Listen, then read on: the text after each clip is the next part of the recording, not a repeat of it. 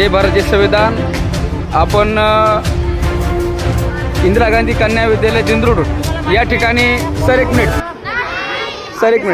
आगे सर एक मिनिट या शाळेच्या माजी विद्यार्थिनी मिसाळ गायत्री या ठिकाणी संभाजीनगर इथे त्यांची BMS या पदी निवड झालेली आहे आणि अतिशय कठीण परिस्थितीमध्ये त्यांनी हे यश प्राप्त केलेलं आहे।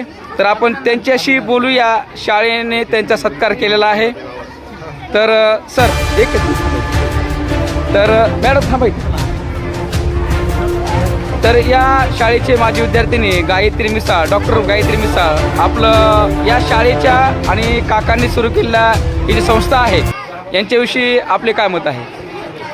मुलींसाठी संस्था सुरू केलेली आहे आपल्या इथून इतक्या भागांमध्ये। मला तर वाटतं आपली शाळा अशी मुलींसाठी आहे की जिथे फक्त मुली आहेत, मुलींसाठी सेफ्टी आहे आणि आपला टीचिंग स्टाफ पण एवढा छान आहे। आतापासून जर मुलींना जर म्हणजे व्यवस्थित लक्ष देऊन जर शिक्षण घेतलं तर हा एरिया एवढी सुंदर आणि ही शाळा एवढी सुंदर आहे की शिकण्यासारखं वातावरण पण आहे। कारण इथून पण या शाळेत शिकली माझी 10वी 2022मध्ये झाली, कारण मॅथ्सचं सर झालं, सायन्सचं सर झालं, सगळेच विषयांचं सर खूप छान आहे।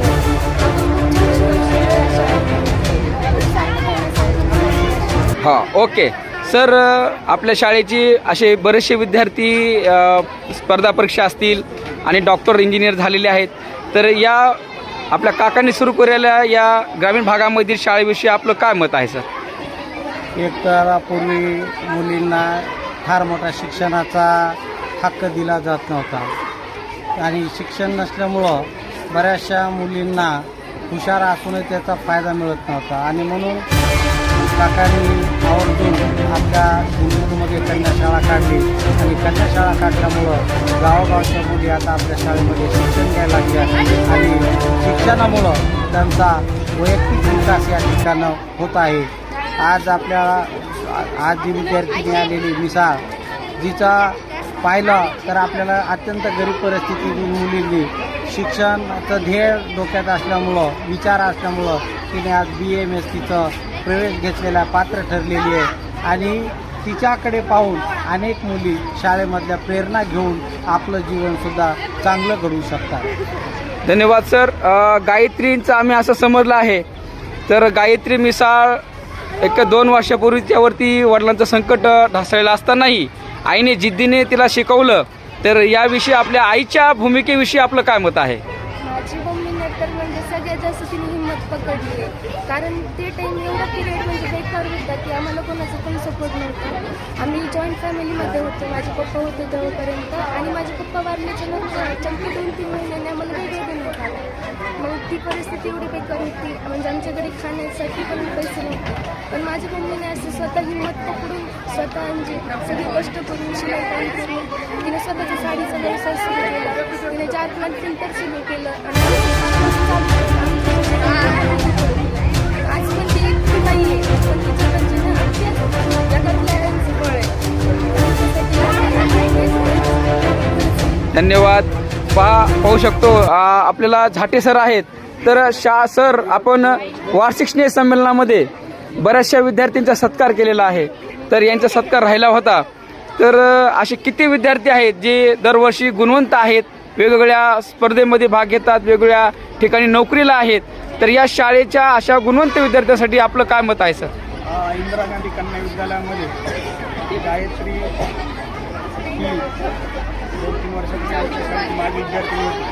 गायत्रीचं अभ्यासामध्ये खूप लक्ष असायचं, मितभाषी आणि प्रत्येक जे काही सरांनी उपक्रम सांगितले असतील सर्व विषयामध्ये तिचा सक्रिय सहभाग असायचा आणि 2 वर्षानंतर तिने जी काही तयारी केली आणि त्यामध्ये तिला यश मिळालं। गायत्रीसारखीच यावर्षी आपली एक BMS अजून एक मुलगी लागली आहे, तर जयश्री पुढे नाचलगावची विद्यार्थिनी, तिचासुद्धा BMS लागलेला आहे। या शाळेच्या विद्यार्थिनी अनेक क्षेत्रामध्ये गेलेल्या आहेत, मेडिकल क्षेत्र असेल, त्याचबरोबर इंजिनियर क्षेत्र असेल, वेगवेगळ्या व्यवसायात असेल। एक विशेष एका मुलीचा फार्मसीमध्ये भरपूर आहे, अशा एक विशेष उल्लेख असा करावा लागेल।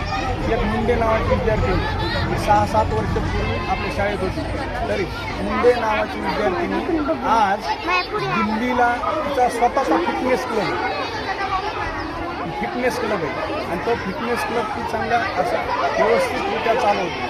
इंदिरा गांधी कन्या विद्यालयामध्ये अशा अनेक विद्यार्थ्यांचे सहभाग झालेला आहे.